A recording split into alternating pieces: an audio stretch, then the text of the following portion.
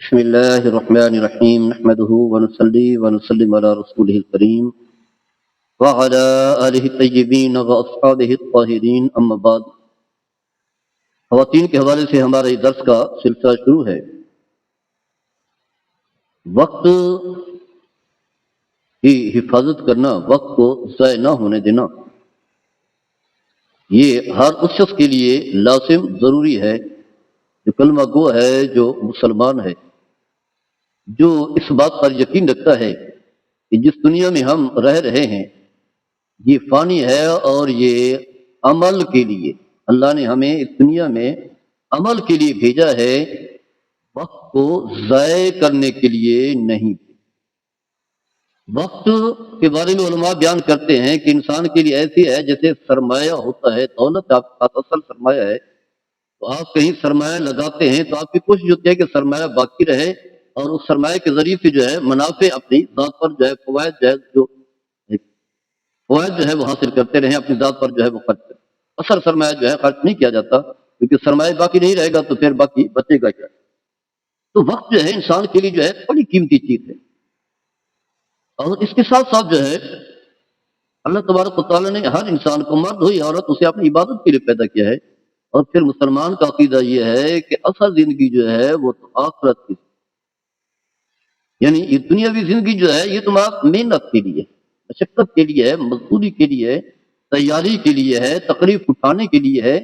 یہ راحت کا گھر نہیں ہے، اس میں ہم نے آرام نہیں کرنا، خوب جو ہے زندگی کے مزے نہیں لینا، لگژری لائف نہیں گزارنی، بلکہ اصل جو اہم ترین ہمارے جو زندگی گزارنی ہے وہ ہے آخرت کی، وہ ہے جنت اور جنت کی نعمتیں. لیکن یہ تب ملیں گے اگر ہم دنیا میں محنت کریں گے.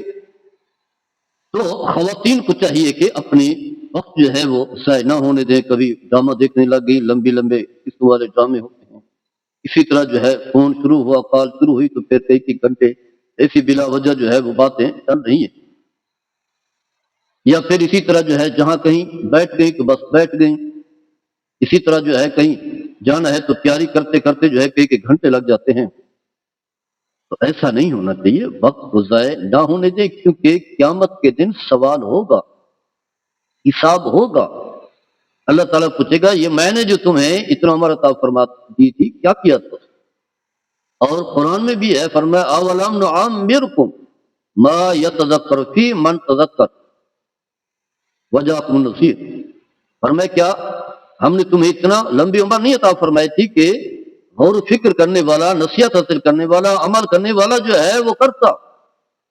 اور پھر فرمایا ڈرانے والا بھی آ گیا. یعنی جوانی کے بعد بڑھاپا آیا. پھر یہ انبیاء کرام ہے جنہوں نے بتایا کہ اگر زندگی ضائع کی تو پھر عذاب ہے، دوزخ ہے، پھر سختیاں ہیں، مشکلات ہیں.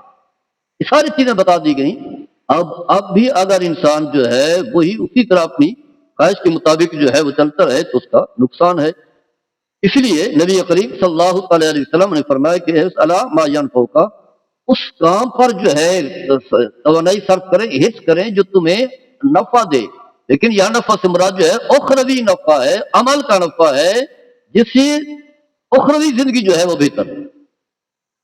تو لہذا کوشش کریں اپنا وقت ضائع نہ ہونے دیں. تو چلتے پھرتے اٹھتے بیٹھتے، آپ کچن میں خواتین زیادہ رہتی ہیں تو وہاں بھی ایسی زبان کو بند نہ رکھیں، اللہ کا ذکر کرتی رہیں، کچھ اعمال صالح جو ہے وہ جمع کرتی رہیں. حدیث پاک میں آتا ہے نبی کریم صلی اللہ علیہ وسلم نے فرمایا من قال لا الہ الا اللہ لا شریک له الملک والحمد وهو على كل شيء قدیر. یہ کلمات ہیں لا الہ الا اللہ وحدہ لا شریک له له الملک والحمد وهو على كل شيء قدیر. فرمایا کہ جو شخص 10 مرتبہ پڑھ لیتا ہے تو اسے کتنا ثواب ملے گا؟ 4 غلام آزاد کرنے کا اسے ثواب ملے گا. اور وہ بھی غلام جو حضرت اسماعیل علیہ السلام کے اولاد میں سے، یعنی جو اچھے نیک صالح عظیم لوگ جو اعلیٰ خاندان سے تعلق رکھنے والے غلام جو ہے اس کا ثواب جو ہے اسے ملے گا. تو یہ کتنی دیر لگے گی؟ کچھ بھی نہیں ہے، 2 منٹ، 1 منٹ، 1.5 منٹ، 2.5 منٹ، ایسے کم و بیش. لا الہ الا اللہ وحدہ لا شریک لہ لہ الملک ولہ الحمد وہو علی کل شیء قدیر. اسی طرح حضرت معاذ بن جبل اس حدیث کے راوی ہیں، فرماتے ہیں کہ رسول اللہ صلی اللہ علیہ وسلم نے فرمایا من قرأ قل هو اللہ احد 10 مرات، فرمایا کہ جو شخص جو ہے قل هو اللہ احد جو ہے 10 مرتبہ مکمل پڑھتا ہے تو فرمایا بن اللہ لہ قصرا فی الجنت، اللہ تعالیٰ اس کے لیے جنت میں بہت بڑا محل جو ہے وہ بنا دیتا ہے، بہت بڑا محل بنا دیتا ہے۔ تو یہ پڑھنا بھی کوئی مشکل نہیں ہے، 10 مرتبہ سورہ اخلاص پڑھنا۔ اس کے علاوہ جو ہے آپ زندگی کا کوئی ایسا سسٹم بنائیں، زندگی کو سلیقے کے ساتھ جو ہے وہ گزاریں۔ جب آپ نماز پڑھنے کے لیے بیٹھیں تو فرائض تک اپنے آپ کو محدود نہ رکھیں، اس سے پہلے نوافل کا کچھ اہتمام کریں، بعد میں کریں، یا کچھ دیر بیٹھ کر کے اللہ کا ذکر کریں مصلی پر بیٹھ کر، یا قرآن کی تلاوت کریں۔ اس کے علاوہ جو ہے دین کا حصہ سیکھتی رہیں، احکام شریعہ کا علم حاصل کرتی رہیں، کیونکہ مسلمان جو ہے وہ اپنی ذات کے لیے نہیں جیتا، جو کچھ خود سیکھتا ہے آگے بھی نیکی کو پھیلاتا ہے، جو ہے نیکی کی دعوت دیتا ہے، برائی سے اور روکتا ہے۔ قرآن کا کچھ حصہ یاد کرتی رہیں، قرآن پڑھیں، ذکر کریں، پھر اللہ کے دیو مال قرآن خدا میں تھوڑا تھوڑا خرچ کرتی رہیں، تسبیح ہے، تحلیل ہے، سبحان اللہ، لا الہ الا اللہ، الحمدللہ۔ باقی جو ہے اسی طرح جو ہے معاشرے میں دو بھائیوں کے دو بہنوں کے درمیان اختلاف ہو تو ان کے درمیان صلح کرا دیں، مشکلات مسائل میں جو ہے صبر سے کام لیں، اللہ کی طرف رجوع کریں، اللہ کا شکریہ بجا لیں، پریشانی ہوں پھر بھی جو ہے پریشان نہ ہوں بلکہ صبر کریں، کیونکہ اللہ تعالیٰ صبر کرنے والوں کے ساتھ ہوتا ہے، اور روزے رکھیں، نیکیاں کریں، اعمال صالح کریں۔ اس کے علاوہ بہت سارے اعمال ہیں۔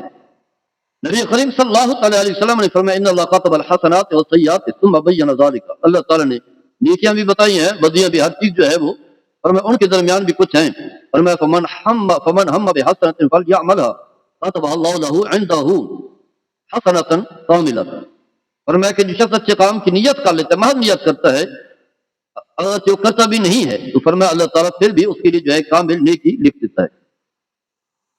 فإنه هم بها وعملها كتب الله له عنده 10 حسنات إلى 700 ضعف إلى أضعاف كثيرة، اور میں اگر کوئی شخص جو ہے نیک عمل کی نیت کرنے کے ساتھ ساتھ اسے کرتا بھی ہے تو اللہ تبارک و تعالیٰ اس کے لیے 10 نیکیوں کا ثواب 10 نیکی سے بڑھا کر کے 700 نیکیاں فرمایا چاہے تو اللہ تعالیٰ اس سے بھی بہت زیادہ بڑھا کر کے عطا فرمائے۔ اور میں اسی طرح اگر کوئی شخص برائی کرتا ہے، کرتا نہیں ہے، تو پھر بھی اللہ تعالیٰ اس کے لیے نیکی لکھ دیتا ہے۔ ومن ہم بسیئۃ فلم يعملها كتب الله له عنده حسنۃ کاملۃ، برائی کا ارادہ بنتا ہے، ذہن بنتا ہے، لیکن برائی کرتا نہیں ہے تو فرمایا اس کے لیے بھی اللہ تعالیٰ نیکی لکھ دیتا ہے۔ فإن هو هم بها فعملها كتب الله سیئۃ واحدۃ، یہ بخاری کی حدیث ہے۔ ہاں اگر برائی کی نیت بھی کرنے کے ساتھ برائی کر لیتا ہے تو پھر اس کے لیے جو ہے ایک گناہ جو ہے وہ لکھ دیا جاتا ہے۔ تو یہ ہے اعمال صالح۔ اس کے علاوہ جو ہے جتنا یعنی جتنا ممکن ہو سکے آسانی کے ساتھ، یہ نہیں کہ آپ نے آپ کو جو ہے عبادت و ریاضت میں اپنے آپ کو تھکا دیں، ایسا نہ ہو۔ جیسا کہ حدیث پاک میں آتا ہے، نبی کریم صلی اللہ علیہ وسلم نے فرمایا علیکم بما تطیقون فواللہ لا یمل اللہ حتی تملوا، فرمایا کہ جتنا ممکن ہو سکے نیکی کرو، فرمایا کہ اللہ تعالیٰ جو ہے تم تھک جاؤ گے لیکن اللہ تعالیٰ جو ہے تاجر ثواب دینے میں جو ہے وہ نہیں تھکے گا۔ اس کے علاوہ جو ہے بہت ساری نیکیاں ہیں، بہت سارے اعمال ہیں۔ تو ماہ رمضان قریب ہے، شعبان موجود ہے، ابھی سے آپ نیکیوں سے جڑ جائیں، اعمال صالح سے جڑ جائیں، خوب جو ہے وقت گزاریں۔ اس کی وجہ یہ ہے کہ نیکیوں کی بدولت جو ہے آپ کا باطن جو ہے پاک ہو جائے گا، تزکیہ باطن ہو جائے گا۔ جب تزکیہ باطن ہو گیا، ماہ رمضان آئے گا تو آپ بڑے شوق سے عبادت ریاضت کریں گی، روزہ ہے، نماز تراویح ہے، تلاوت قرآن ہے، اللہ کا ذکر ہے، اما وقت جو ہے آپ کا ہر لمحہ جو ہے یاد الہی، نیکی اور اعمال صالح میں جو ہے گزرے گا۔ اللہ تعالی ہم سب کو عمل کرنے کی توفیق عطا فرمائے۔ وما علیہ الا البلاغ۔